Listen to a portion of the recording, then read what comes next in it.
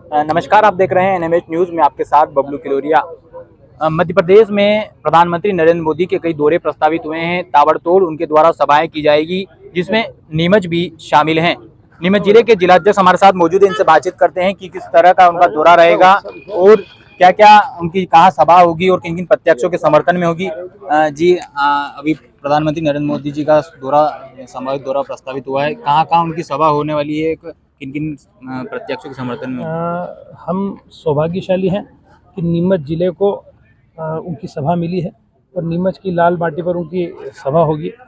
और जो सभा है वो नीमच, मनासा, जावद, संभवतः मल्हारगढ़, मंदसौर, सुवासरा और गरोट, यहाँ तक के जो हमारे कार्यकर्ता हैं वो उनको लेकर और योजना बनेगी, क्योंकि रतलाम की सभा 4 तारीख को है।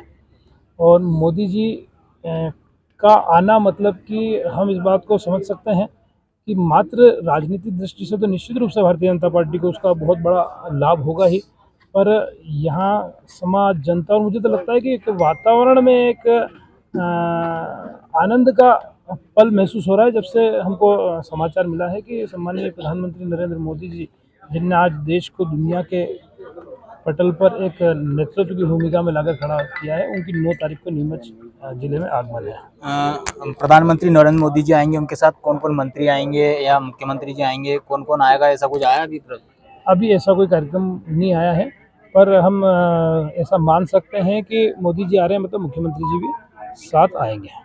प्रधानमंत्री जी आ रहे हैं तो नीमच में मतलब कहाँ उनकी सभा होने वाली है? कुछ स्थान चयन किया आपने, निरीक्षण भी किया अभी बताया जा रहा है, तो कहाँ होगी, क्या सभा रहेगी? 2-3-4 स्थान हमने देखे हैं जो हमने प्रशासन को भी बता दिए हैं।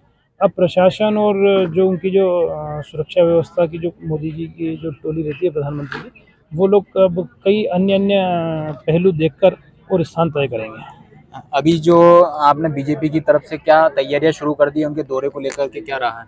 देखिए, अभी जानकारी मिले बहुत ज़्यादा देर नहीं हुई है, पर नीचे तक मंडल अध्यक्षों तक और जो मोर्चे हैं, पदाधिकारी हैं, उन तक सूचना पहुंचाने का काम चालू हो गया है।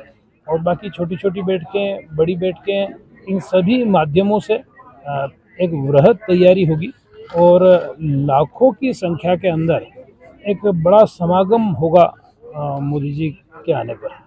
अब नीमच जिले की बात करें तो नीमच जिले में जो बीजेपी के जो निर्दलीय प्रत्याशियों ने, मतलब जो कार्यकर्ताओं, नेताओं ने फॉर्म भरे थे, उसमें अब जावद विधानसभा में अभी भी एक निर्दलीय उम्मीदवार डटे हुए हैं। क्या उससे समीकरण बिगड़ेगा, क्या रहेगा?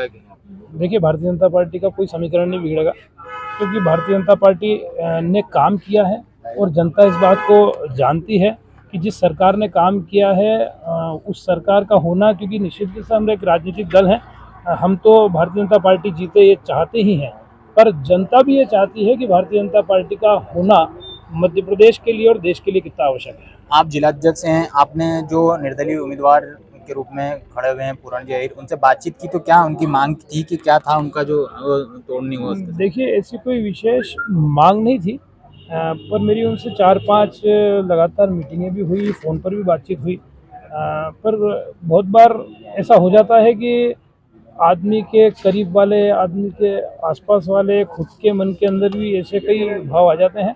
पर फिर भी मैं ऐसा मानता हूँ कि कोई भी पार्टी लाइन से अगर अलग जाकर और किसी भूमिका का निर्वहन या भूमिका बनाने का प्रयास कर रहा है, तो वो प्रयास सफल न होते हैं, और खुद का राजनीतिक जीवन मान लें या सामाजिक जीवन मान लें, उसकी दिशा भी भ्रमित हो जाती है। नीमच जिले की तीनों विधानसभा सीट क्या बीजेपी के खाते में जाएगी कि या क्या रहेगा?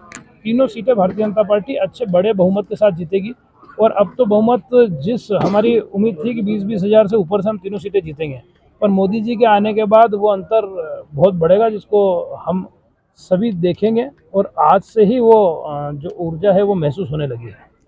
तो जैसा कि ये थे हमारे साथ जिलाध्यक्ष जी, जिन्होंने बताया कि 9 तारीख को यहाँ प्रधानमंत्री नरेंद्र मोदी जी का दौरा प्रस्तावित हुआ है, जिसको लेकर इनके द्वारा जो स्थान चयनित के लिए निरीक्षण भी किया गया है, और नीमच जिले की तीनों सीटें ये बीजेपी के खाते में दिलाने की बात कर रहे हैं। ऐसी ही तमाम अपडेट पाने के लिए बने रहिए मेरे साथ और देखते रहिए एनएमएच न्यूज़।